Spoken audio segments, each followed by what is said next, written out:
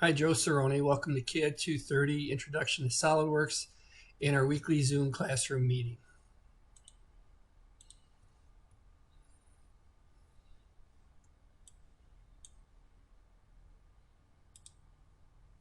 All right, so as we take a look at where we're at and what we're covering, Module 8 is due on the 16th. Module 8 we covered last week is threading, and so we're working with these threaded components using the thread wizard or using the old school way of creating a helix and then revolving a 60-degree triangle around that helix with a revolve cut. I prefer the thread wizard. I think it's the way to go. If you're doing any 3D printing, it's not a bad way to go, but the threads aren't quite perfect on the 3D printers just yet. What I found is you still need a tap or a die to kind of chase down those 3D printed parts. And if you're new to SolidWorks and you decide to put all threaded assemblies into your assembly, threaded parts into it, you're going to build up a lot of processing time. And so it does look nice. It is very workable, but most people don't thread each of the individual parts just because of all the processing power it takes. But with that said, it's an excellent tool. It's a good technique, and it's a great way to prototype out your designs and see if everything fits together. So that's due on the 16th. And then as we go through, I've released Module 9 today, which is due on the 23rd. And we're coming up on Thanksgiving. And so next week I will hold a Zoom meeting, but but it's like always, attendance is not required. And I'll release one more module, which will be Module 10, which will be on mating gears. It's not a real difficult assignment, but it will give you practice and continue to learn these different techniques. As we take a look at what else we're going to be covering, we're going to be looking at the CSWA practice exam, and that's Module 12 in our content section. Now, you don't have to take the CSWA exam, but I can give you a voucher if you do want to take it. And so as I go through and I take a look at the dates and things like that, looks like here it is.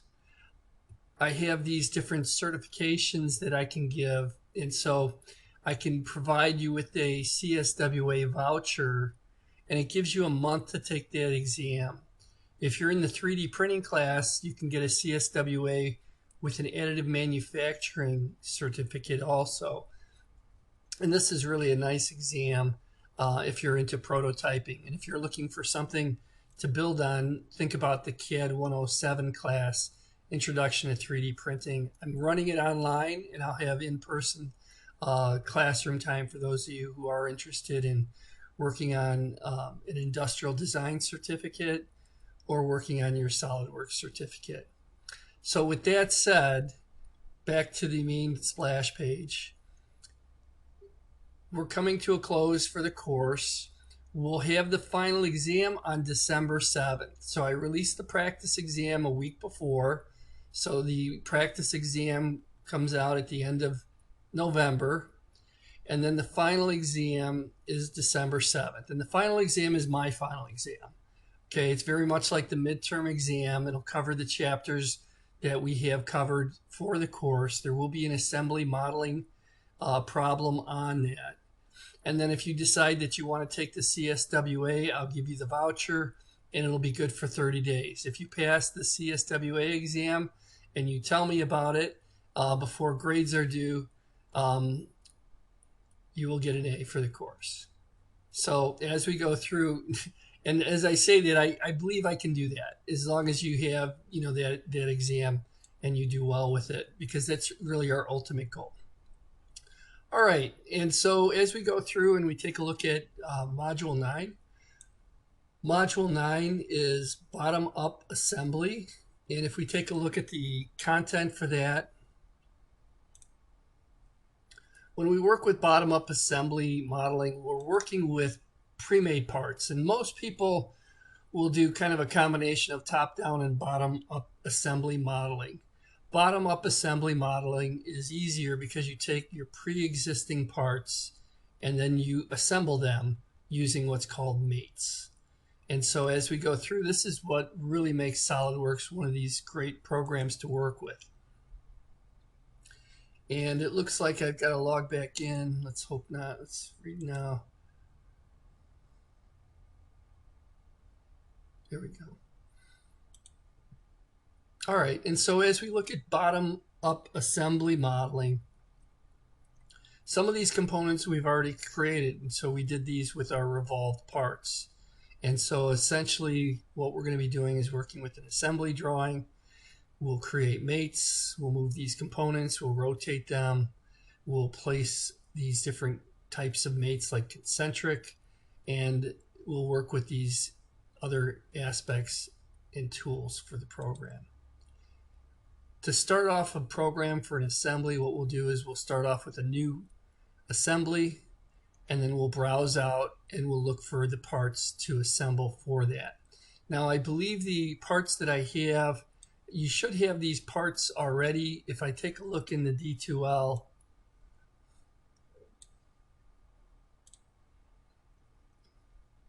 under content and module 9,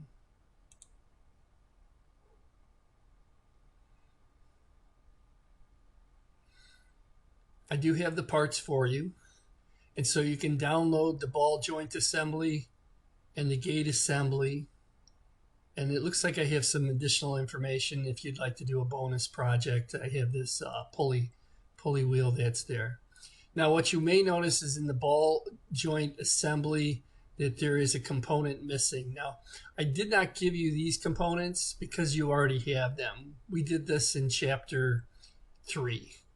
And so you have these components for the link, but you will need the gate support. And there is one component missing, which is this yellow T connector, which is located, should be in the download, but if it's not, you can download it right here with this T joint. So you can click on that and you can open that and you can see that that's available for you. To work this exercise, what we would do is we would start off with a new assembly. And so we'd start off by saying File, New, Assembly, and say OK. And then what we would do is we would go and browse out for our components. And what you want to do is you want to keep your components in the same location. And so as I go through and work with my components,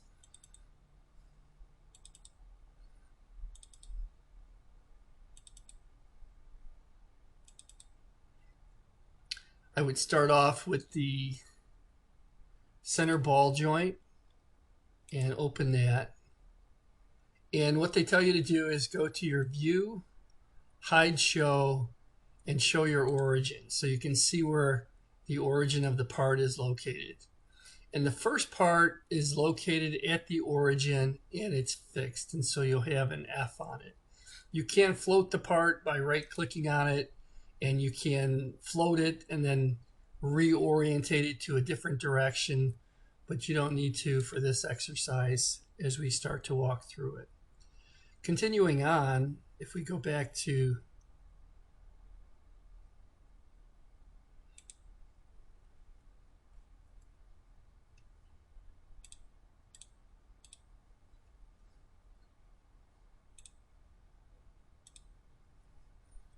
our assembly exercise from the textbook, we insert the center ball joint, we show the origin, and then we start inserting our components. And so as we place the first component, it's fixed. And then as we place the other components, we're going to start off with this ball joint arm, and then we're going to bring it into the drawing, and then we're going to create a mate. And what a mate is it's like glue. It's like virtual Lego. It's actually just as fun as making things with Lego, except you don't have to worry about stepping on the pieces the next day. But as you go through, what you do is you select these different faces, and SolidWorks is pretty smart. It will kind of look at the best options for you, and it'll determine that concentric mate will work best for you. And so as we go through and we take a look at how to mate this, we would go to Insert Component, Browse, and then I would get the ball joint arm, and I'd say OK. And then I can place it on the screen here. And then I can go and I can select Mate, select this inside edge, and what it'll do is it'll populate the mate selection, and then we select this sphere, and then it says, hey, do you want to make that a concentric mate? And you say, yes, I do, green check mark. And then what you can do is you can orientate that as you see fit. Green check mark, insert components, and then we can get 3 more of these. And so we can either grab it every time and bring that in, or what you can do is you can hold the control key and drag off additional instances of that part. I'm not sure what happened there. It looks like it's a reflection. And then we can go and mate this as well. And so we can come back here to mate, select that inside edge, green check mark, mate, select that edge, green check mark. It kind of works through itself, so you have to be a little bit careful. You have 6 degrees of freedom here that we'll work with. And then we'll mate this component here. And then we'll green check mark that and place that out here like this and like this. Then what we'll do is we'll insert the T-joint.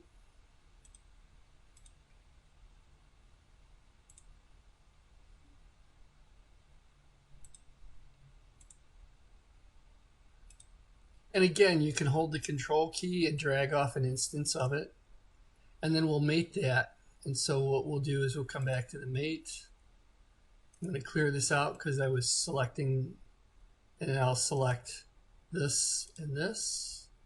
Green check mark it, orientate it, select this and this, green check mark, and then we can kind of orientate that. It looks like that last mate didn't work out right. And so if it doesn't work out right, you can go into your mates. And so it was coincidence instead of concentric, and I can right click on that and I can delete that. And then we'll reapply it properly. And so we'll come back here and I'll say mate.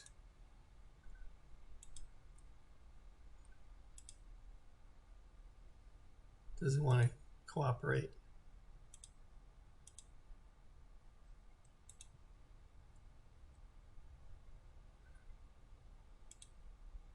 There we go. Concentric, green check mark, orientate it. Same thing for the other side.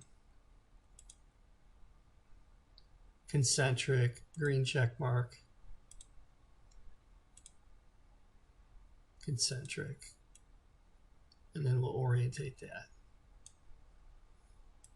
And so that's our first assembly. You can save that and then turn that into the assignments folder. And then we have 2 other assembly models that we'll create. And so the other assembly model that we'll create is right here. It's kind of this linked chain, and there's some pins for it that we'll assemble. There are videos within the D2L that show you how to put everything together. And so it's assignment 9B. And then 9C, this one takes a bit of time, is this gate assembly. And so the gate assembly might give you a run for your money. It's a little difficult in some of the aspects. Getting the gate to close exactly perfect is what I found as you go through and create it. But essentially it's this automatic gate opener that everybody should have, so that when they drive home with their new Tesla, the door will open automatically and close behind you. So those are the 3 assignments. I'm not sure if we have a video for the gate assembly, but we do have it for the other 2, and the instructions are fairly good to be able to create that. So that's the assignments for this week. You know, as we're starting to wrap things up, you know, keep an eye on just getting everything done. We've got a month left. The last day of student attendance will be the 14th. We'll take the final exam the week before And that way we have kind of a mercy week where if you get everything done on the 7th, then you have until the 14th to get everything done. And, essentially I'll have these available for you so that you can be successful with the course. All right. And so the plan will be to work on Module 9. And then as you look at the CSWA exam, take a look at Chapter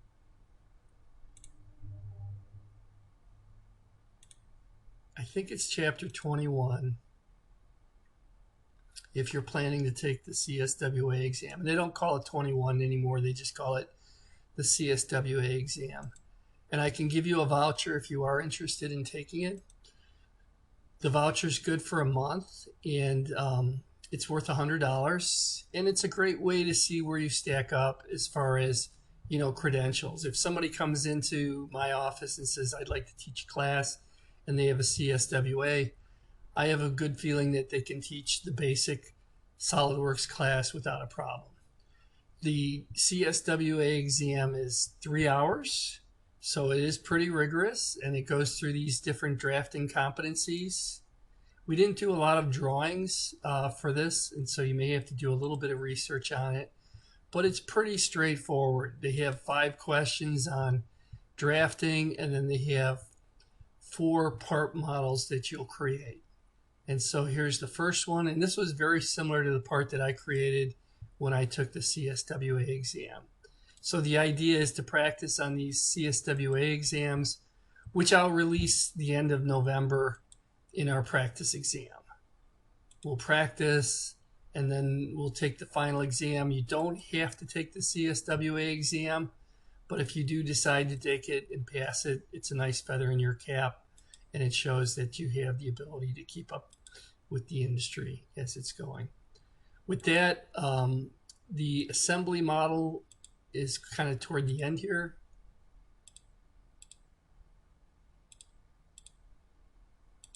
Again, they use the same technique where they'll have you calculate out the mass properties and assign materials so that everything is graded automatically. And then they have this bottom-up assembly, which is probably the biggest challenge most people have. There's 2 assembly models for the CSWA. All right, but we don't have to worry about that until the end of November. And as I'm talking, I feel like I'm going on a little bit too long, so I'm going to wrap up this Zoom recording, and I'll post the recording and open things up for questions.